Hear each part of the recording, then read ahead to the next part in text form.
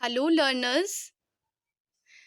कल की वीडियो में हमने central problems of an economy discuss करी थी, जिसमें हमने फर्स्ट प्रॉब्लम डिस्कस करी थी, that is what to produce. आज हम सेकंड एंड थर्ड प्रॉब्लम को डिस्कस करेंगे, that is how to produce and for whom to produce.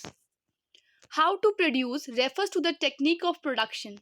The problem of choice emerges because there are more than one way of producing goods and services. अब how to produce यानी produce हम कैसे करें, goods and services को हम कैसे produce करें। अब ये प्रॉब्लम किससे रिलेटेड है कि हम जो प्रोडक्शन कर रहे हैं उसके लिए हम कौन सी टेक्निक का यूज़ करें। और ये प्रॉब्लम क्यों आती है, क्योंकि गुड्स एंड सर्विसेज को प्रोड्यूस करने के लिए हमारे पास एक से ज़्यादा तरीके हैं। सपोज हमारे पास अगर एक ही तरीका होता तब तो प्रॉब्लम ऑफ चॉइस हमारे पास होती ही नहीं, लेकिन हमारे पास एक से ज़्यादा तकनीक है यूज़ करने के लिए, किसी भी गुड्स का प्रोडक्शन करने के लिए, इसीलिए हमें ये प्रॉब्लम आती है। Broadly there are two techniques of production. अब हमारे पास कितनी टेक्निक्स है प्रोडक्शन की, टू टाइप्स की, that is labour intensive technique and capital intensive technique. Labor intensive technique implies greater use of labor than capital, while capital intensive implies greater use of capital like machines etc. than labor. अब labour intensive technique कौन सी है, जहाँ पर हम capital से ज़्यादा किन का यूज़ कर रहे हैं, लेबर का यूज़ कर रहे हैं। यहाँ पर कैपिटल का मतलब क्या है, मशीन, यानी हम मशीन का इस्तेमाल नहीं कर रहे हैं और किसका इस्तेमाल कर रहे हैं, लेबर का यूज़ कर रहे हैं। ठीक है। और कैपिटल इंटेंसिव टेक्निक कौन सी है, जहाँ पर हम मशीन्स का ज़्यादा यूज़ कर रहे हैं और लेबर का कम यूज़ कर रहे हैं। जैसे आप फैक्ट्रीज़ में देखते होंगे कि बहुत सारी फैक्ट्रीज़ में मशीन्स के थ्रू काम होता है, जो भी हम काम कर रहे हैं, चाहे प्रिंटिंग का, चाहे बाइंडिंग का, या फिर स्वीट्स पैकिंग का, तो ये काम मशीन से भी होता है और ये काम लेबर खुद भी करते हैं। तो जहाँ पर लेबर यूज़ हो रहा है वहाँ पर हम बोलेंगे लेबर इंटेंसिव टेक्निक है, और जहाँ पर सिर्फ मशीन्स का यूज़ हो रहा है वहाँ पर कैपिटल इंटेंसिव टेक्निक है। पर जनरली हम क्या करते हैं, दोनों मिक्स कर लेते हैं, है ना। तो जहाँ पर हम लेबर का ज़्यादा यूज़ करेंगे और कैपिटल का कम करेंगे वहाँ पर लेबर इंटेंसिव टेक्निक होगी, और जहाँ पे हम मशीन्स का ज़्यादा यूज़ करेंगे और लेबर का कम यूज़ करेंगे वहाँ पर कैपिटल इंटेंसिव यूज़ होगी। ओके। अब प्रॉब्लम क्या है, the choice between the labour intensive and capital intensive techniques becomes a problem. लेकिन हमें एक प्रॉब्लम ये क्या आती है कि हम कौन सी टेक्निक का यूज़ करें, because the producer needs to minimise their cost and at the same time maximise their efficiency. अब प्रॉब्लम इसलिए आती है क्योंकि हर एक प्रोड्यूसर चाहता है कि वो एक ऐसी टेक्निक का यूज़ करे जिससे उसकी जो कॉस्ट है, उसकी जो लागत है, वो कम से कम आए, लेकिन उसके साथ ही उसके काम की, उसकी जो प्रोडक्शन है, उसकी एफिशिएंसी जो है वो ज़्यादा से ज़्यादा हो। ऐसा भी ना हो कि उसके प्रोडक्शन में, जो उसने प्रोडक्शन किया है गुड्स का, उसमें कोई कमी रह जाए। वो चाहता है कि गुड्स भी एफिशिएंट हो, ठीक है, जो उसका प्रोडक्शन है वो भी अच्छा हो, और साथ में उसकी कॉस्ट भी क्या आए, कम से कम आए।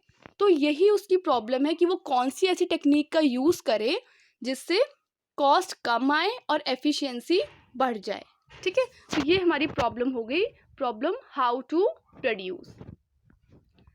Next is for whom to produce, यानी किसके लिए प्रोड्यूस करें। The problem relates to the distribution of output और income in the economy. Who gets how much, it has two aspects.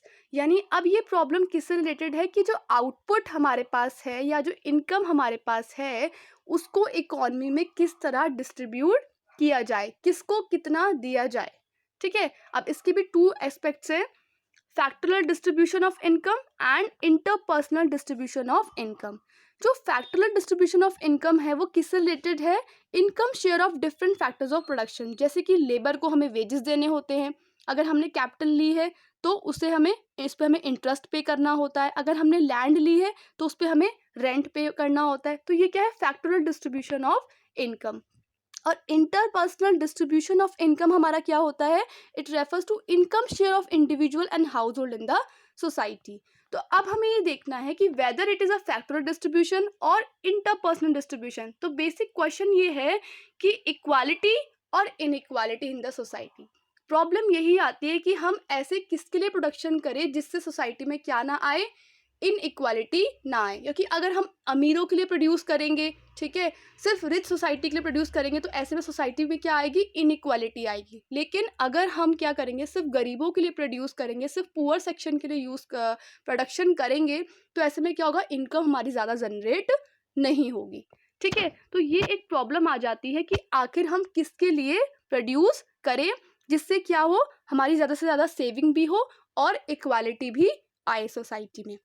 तो equality is a social virtue of course, but inequality may induce higher saving, higher investment and therefore higher rate of growth. अगर हम ज़्यादा से ज़्यादा rich section के produce करेंगे तो उससे हमारी इन्वेस्टमेंट ज़्यादा होगी, सेविंग ज़्यादा होगी और ग्रोथ भी ज़्यादा होगी। लेकिन समाज में क्या आ सकती है, इनइक्वालिटी आ सकती है।